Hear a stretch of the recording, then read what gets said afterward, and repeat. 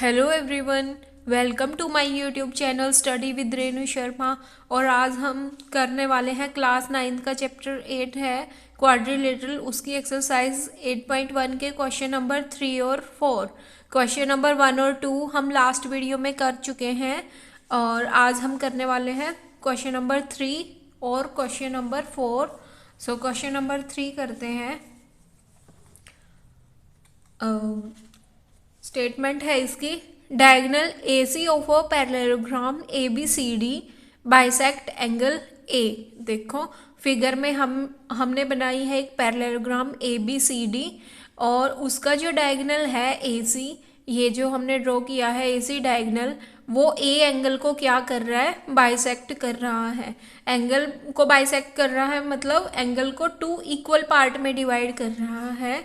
यानी हम कह सकते हैं, अगर हम इसको एंगल 1 लिखें, इसको 2 लिखें, तो angle 1 will be equal to angle 2।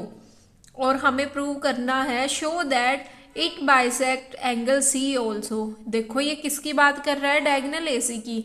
तो अब हमें बताना है कि डायगोनल जो AC है वो एंगल C को भी क्या करेगा, बाइसेक्ट करेगा। यानी हमें इन दोनों एंगल्स की वैल्यू भी क्या करनी है, इक्वल। एंगल 3 इक्वल करके हमें दिखाना है एंगल 4 के। तो करते हैं हम स्टार्ट। सबसे पहले लिखेंगे गिवन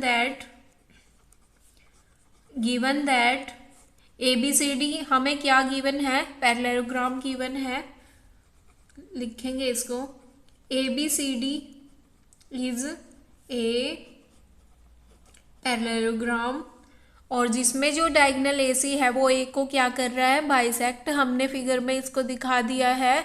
हम यहाँ पे डायरेक्टली बस लिखेंगे एंगल 1 किसके इक्वल गिवन है, एंगल 2 के। आप लिख भी सकते हो कि AC बाइसेक्ट एंगल A। उसके बाद है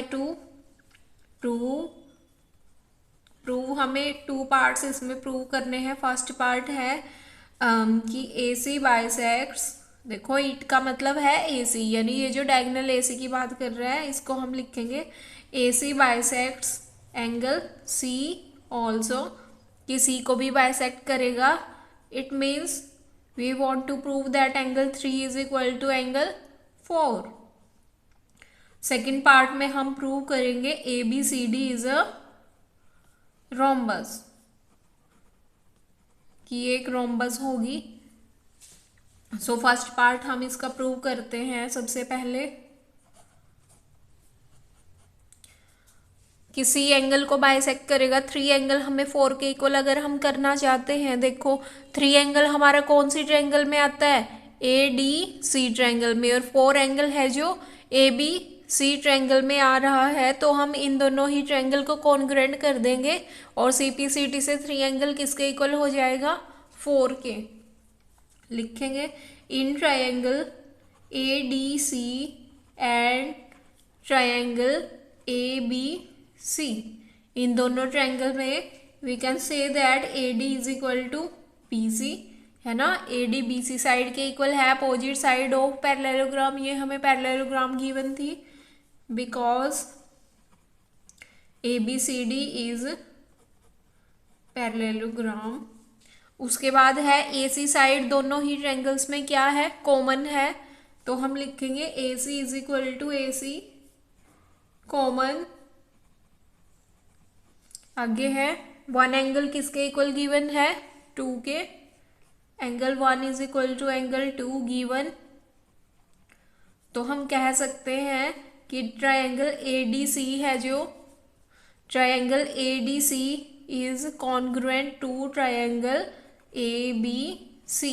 दोनों ही ट्रायंगल हमारी क्या हो गई, कॉन्ग्रुएंट हो गई। अगर दोनों ट्रायंगल कॉन्ग्रुएंट है तो इनके कॉरस्पॉन्डिंग पार्ट इक्वल हो जाएंगे। So we can say that angle 3 is equal to angle 4। This implies angle 3 is equal to angle 4 by CPCD से। तो ये था हमारा इसका फर्स्ट पार्ट। अब हम करते हैं सेकंड पार्ट। अब सेकंड पार्ट में हम प्रूव करना चाहते हैं ABCD इज रोम्बस। देखो रोम्बस, हमारे रोम्बस की जो डेफिनेशन होती है वो होती है, rhombus is a parallelogram having all 4 sides equal. Parallelogram तो हमें क्वेश्चन में गिवन है, बस हमें क्या करना है, इसकी 4 साइड्स को इक्वल करके हमें दिखाना है। अब पैरेललोग्राम है तो अपोजिट साइड तो इक्वल होंगी ही, बस हमें एक पेयर अगर हम एडजेसेंट साइड का इक्वल कर देते हैं तो चारों साइड हमारी क्या हो जाएंगी, equal. So we will prove that A B is equal to B C. तो अगर हम इन दोनों को प्रूव कर देते हैं तो ये क्या बन जाएगी, रोम्बस।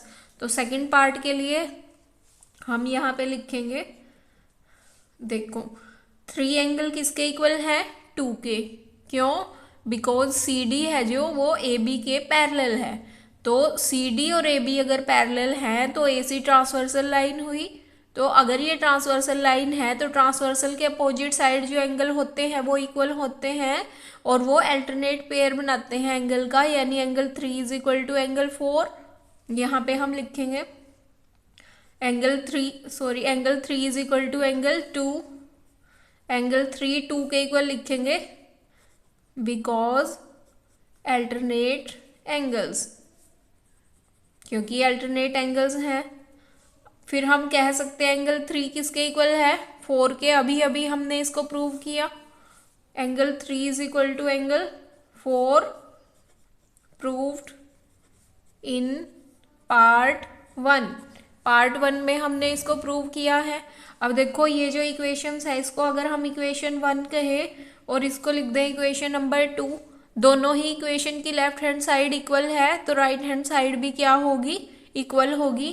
तो हम लिख सकते हैं by equation 1 and 2 we can say that angle 2 will be equal to angle 4। अब एंगल 2 और 4 हमारे ए बी सी ट्रायंगल में आ रहे हैं। अगर किसी ट्रायंगल के ऐसे 2 एंगल्स इक्वल आ जाए तो इनके जो अपोजिट साइड होती हैं वो भी क्या होती हैं, इक्वल हो जाती हैं। अब ए बी सी ट्रायंगल में एंगल 2 और 4 इक्वल है तो 2 के अपोजिट साइड कौन सी है, बी सी, और 4 के अपोजिट ए बी। यानी हम कह सकते हैं कि ए बी साइड किसके इक्वल होंगी, बी सी के इक्वल होगी। एंगल 2 अगर 4 के इक्वल है then A B will be equal to B C. Reason में लिखेंगे because opposite sides to the equal angles of a triangle are equal, वो इक्वल होती हैं।